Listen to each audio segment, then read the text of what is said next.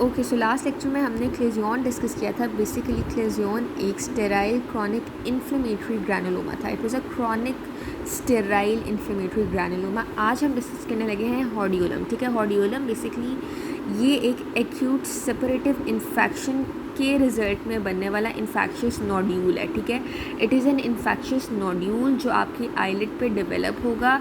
किस वजह से? Due to an acute suppurative infection. ठीक है, that infection may be of the glands of Z's and moles या it may be of the gland of meibomian। ठीक है, meibomian gland के इन्फेक्शन या इन्फ्लेमेशन की वजह से, एक्यूट सेपरेटिव इन्फ्लेमेशन या इन्फेक्शन की वजह से बन सकता है, या फिर Z's and moles की वजह से हो सकता है। ठीक है, सो कुछ इस तरह का आपके पास इन्फेक्शियस नोड्यूल बनता है ऑन योर आईलिड। ठीक है, इन केस ऑफ हॉर्डियोलम। ठीक है, हॉर्डियोलम एक्सटर्नम है हमारे पास और एक होता है हॉर्डियोलम इंटरनम। दो टाइप्स होती हैं हमारे पास, हॉर्डियोलम एक्सटर्नम, हॉर्डियोलम इंटरनम। ठीक है, बेसिकली ये किस वजह से होता है? अगर आपके पास स्टेफाइलोकोकस ऑरियस का इन्फेक्शन हो, उसकी वजह से आपके पास हॉर्डियोलम बनता है। It is a purulent abscess. ठीक है, ये एक पुरुलेंट एब्सेस है, यानी पस बहुत ज़्यादा आपको इस इन्फेक्शियस नोड्यूल में नज़र आएगी and it is basically localised. ठीक है, लोकलाइज्ड पुरुलेंट एब्सेस बनती है इन हॉर्डियोलम। ठीक है, अब जो हमारे पास हॉर्डियोलम एक्सटर्नम है ना, इसे हम स्टाई भी कहते हैं। ठीक है, होता कुछ इस तरह से है। अगर मैं आपको दिखाऊं आईलिड, ये है आपका आईलिड। ठीक है, आईलिड को ना यहाँ पे एक होता है ग्रेज लाइन, इस तरह से वो आ रही होती है और आईलिड को एंटीरियर एंड पोस्टीरियर पार्ट में डिवाइड कर देती है। ठीक है, जो एंटीरियर पार्ट होता है आईलिड का, ग्रेज लाइन यहाँ से आई, उसने आईलिड को एंटीरियर और पोस्टीरियर पार्ट में डिवाइड किया। Anterior part of eyelid contains glands of Z's and Moll's. ठीक है, एंड जो पोस्टीरियर पार्ट है उसमें आपको मेबोमियंस ग्लैंड नज़र आता है। ठीक है, सो अगर हमारे पास इन्फेक्शन हो जाए Z's ग्लैंड्स का, ठीक है, और उसके साथ आपको पता है लैश फॉलिकल भी प्रेजेंट होता है। सो अगर आपके पास इन्फेक्शन Z's ग्लैंड का है और लैश फॉलिकल भी साथ इन्वॉल्व होता है, सो आप कहेंगे कि दैट इज़ हॉर्डियोलम एक्सटर्नम या स्टाई। ठीक है, और वो मोस्टली आपके इंटीरियर पार्ट ऑफ आईलिड का इन्फेक्शन होता है। ठीक है, इसी तरह अगर आपके पास इन्फेक्शन हो पोस्टीरियर पार्ट ऑफ आईलिड में, ठीक है, और ऑब्वियसली पोस्टीरियर पार्ट में मेबोमियन ग्लैंड इन्वॉल्व है, ठीक है, वो प्रेजेंट होता है, तो अगर उसका इन्फेक्शन हो जाए मेबोमियन ग्लैंड का, सो दैट इज़ हॉर्डियोलम इंटरनम। ठीक है, और होता है इसमें क्या है? एक्यूट सेपरेटिव इन्फेक्शन की वजह से इन्फेक्शियस नोड्यूल बनता है। इटियोलॉजी इसकी वही है, यानी स्टेफाइलोकोकस ऑरियस की वजह से होता है। ठीक है, क्लिनिकल फीचर्स इसके कॉमन है हॉर्डियोलम इंटरनम एक्सटर्नम के, except one distinguishing clinical feature, वो अभी मैं आपको बता दूंगी। लेकिन मोस्टली इसमें पेन, टेंडरनेस, रेडनेस, ठीक है, इसके अलावा वही पस, ठीक है, एडीमा आपको नज़र आएगा। ठीक है, जैसे आप यहाँ पे देख सकते हैं, एडीमा, पस, रेडनेस, पेन, ठीक है, टेंडरनेस, सब कुछ वही होगा दोनों केसेस में, हॉर्डियोलम इंटरनम एक्सटर्नम दोनों में। ठीक है, हॉर्डियोलम आपके पास जो एक्सटर्नम होता है ना, उसमें आपको क्या नज़र आएगा कि आपके पास जो पस है that is basically present towards your lid margin. ठीक है, it basically points towards the lid margin. जो पस आपका हॉर्डियोलम एक्सटर्नम यानी स्टाई के केस में, it points towards the lid margin. ये देखें, ये है आपके पास लिड मार्जिन और यहाँ पे आपको लिड मार्जिन के ऊपर पॉइंटेड आपको ये पस नज़र आ रही है एंड दिस पस is basically present around this lash follicle, यानी लैश फॉलिकल भी इन्वॉल्व है। ठीक है, इस पस के सेंटर में आपको हमेशा लैश फॉलिकल जो है वो प्रेजेंट मिलेगा। ठीक है, so this is the distinguishing feature of this hordeolum externum कि आपके पास जो पस है that is present on the eyelids margin with the lash follicle in its centre. ठीक है, वेयर एज जो आपका हॉर्डियोलम इंटरनम है ना, इसमें आपको जो रेडनेस, स्वेलिंग, ये सारा कुछ नज़र आता है, वो तो वही है जैसे एक्सटर्नम में होगा। लेकिन जिसका डिस्टिंग्विशिंग फीचर ये है कि जब आप इवर्जन करते हैं ना आईलिड की, ठीक है, इस तरह से यहाँ पे आईलिड को आपने इवर्ट जब किया तो आपको ये जो एक येलो स्पॉट शाइन करता हुआ नज़र आ रहा है। ठीक है, बेसिकली दिस इज़ द पस, और ये आपको जो पस है यहाँ पे कंजंक्टिवा पे नज़र आ रही है। ये है आपका आईलिड का मार्जिन। यहाँ पे आपको पस नहीं नज़र आ रही थी as in case of हॉर्डियोलम externum. हॉर्डियोलम externum में आपको जो पस है वो आईलिड की मार्जिन पे नज़र आती है। ये है आपका हॉर्डियोलम इंटरनम। ठीक है, और हॉर्डियोलम इंटरनम में कंजंक्टिवा पे आपको जो है वो पस मेबोमियन ग्लैंड के ऑरिफिस से बेसिकली निकलती हुई नज़र आएगी इन केस ऑफ हॉडियोलम इंटरनम। ठीक है, अब वापस हम आ जाते हैं हॉडियोलम एक्सटर्नम हम डिस्कस कर रहे थे। तो इसमें आपके पास अब हम देखते हैं डिफरेंशियल डायग्नोसिस। अच्छा, हॉडियोलम एक्सटर्नम जो है ना वो आपके पास सॉलिटरी लीजन्स के फॉर्म में भी और मल्टीपल लीजन्स के फॉर्म में भी प्रेजेंट हो सकता है। अब इसकी डी क्या है कि differential diagnosis can be made from hordeolum internum and this secondary infected chalazion. अब इसकी कॉम्प्लिकेशंस क्या हैं?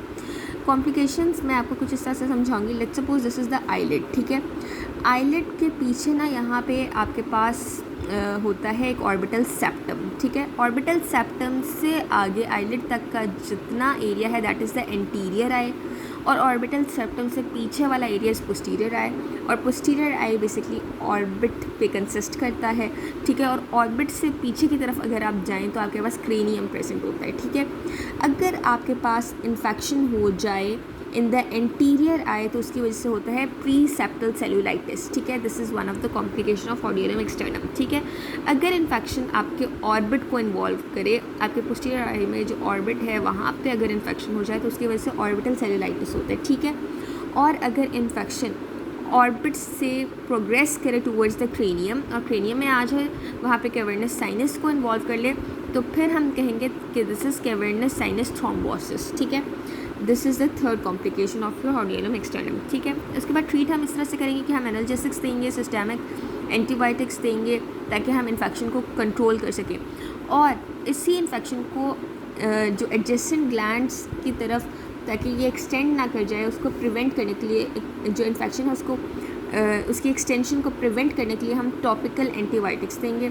ठीक है, सो एनाल्जेसिक्स हमने पेन रिलीफ के लिए दे दी है, systemic antibiotics to control the infection and topical antibiotics to prevent the extension of the infection to the adjacent glands. ठीक है, ये सारा था इसका मेडिकल ट्रीटमेंट। उसके बाद हम कंजर्वेटिव ट्रीटमेंट में क्या करेंगे कि हम वार्म कंप्रेसेस देंगे फॉर 10 मिनट्स। ठीक है, 10 मिनट्स के लिए हम वार्म कंप्रेसेस देंगे, और ये 4 से 5 बार आपने डेली बेसिस पे देने होते हैं पेशेंट्स को ताकि जो उसके इन्फेक्शन है वो जल्दी से रिजॉल्व हो सके। ठीक है, फिर आप इवैक्यूएशन ऑफ पस करते हैं, that comes in the surgical treatment. ठीक है, आप किस तरह से आप इवैक्यूएट करेंगे पस को कि इधर आप क्या करेंगे कि जो भी आपका जो अफेक्टेड लैश था, ठीक है, ये हॉडियोलम एक्सटर्नम है, ऑब्वियसली एक्सटर्नम में हमेशा आपके पास लैश फॉलिकल इन्वॉल्व होते हैं, तो उस लैश फॉलिकल को आप जो है पुल कर लेंगे बाहर की तरफ, और इस तरह से आप पस को भी साथ ही इवैक्यूएट करा लेंगे। या फिर आप क्या करेंगे कि टिप ऑफ नाइफ़ के साथ आप उस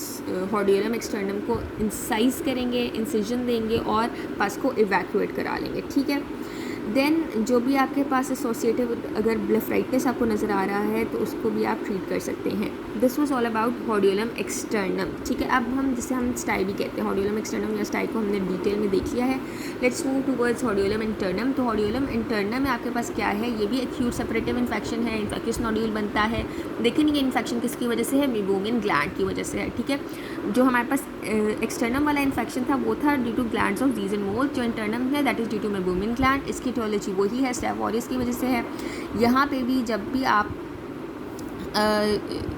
यानी रिमूव करते हैं आपके अपने हेयर फॉलिकल को फ्रॉम योर आईलैश, किसी भी आईलैश को जब आप प्लक आउट करते हैं तो आपको पस जो है वो निकलती हुई इस केस में भी नज़र आएगी।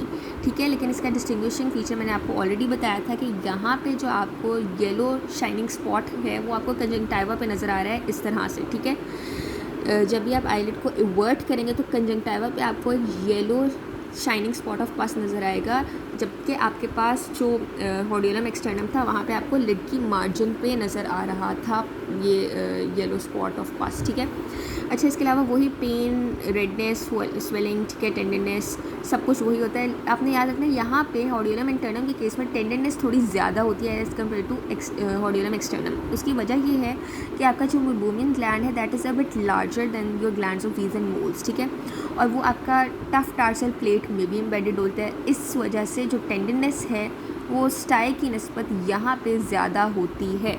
ठीक है, देन यहाँ पे अगर आपको पता होना चाहिए कि if it burst through the conjunctiva hordeolum internum, अगर कंजंक्टाइवा से बर्स्ट आउट करे तो it appears basically as a granulation tissue, ठीक है। So this was all about the clinical features of hordeolum internum. Let's see the differential diagnosis. तो differential diagnosis में हमारे पास हॉर्डियलम externum या स्टाई है, नोडुलर फेशियाइटिस है, इसके अलावा प्रीसेप्टल सेलुलाइटिस आ जाता है, ठीक है। ट्रीटमेंट हम इसकी वही 3 तरीक़ों से, medical, conservative and surgical treatment से करते हैं। मेडिकल ट्रीटमेंट में हम क्या करेंगे, एनाल्जेसिक्स दे देंगे, systemic antibiotics, topical antibiotic drops दे देंगे, जैसे हमने हॉर्डियलम एक्सटर्नम में किया था। कंजर्वेटिव ट्रीटमेंट में वही वार्म कंप्रेसेस देंगे, और सर्जिकल ट्रीटमेंट में भी वही है कि हम पस की इवैक्यूएशन कराएंगे। लेकिन यहाँ पे पस की इवैक्यूएशन थोड़ी सी डिफरेंट प्रोसीजर से होती है। लाइक आप क्या करते हैं कि जो भी आपकी कंजंक्टाइवल साइड है वहाँ पे आप एक इंसिजन देंगे और उसके बाद आप पस की इवैक्यूएशन करा देंगे। So this was all about hordeolum, ठीक है। आई होप आपको समझ आ गई है। Thanks for watching.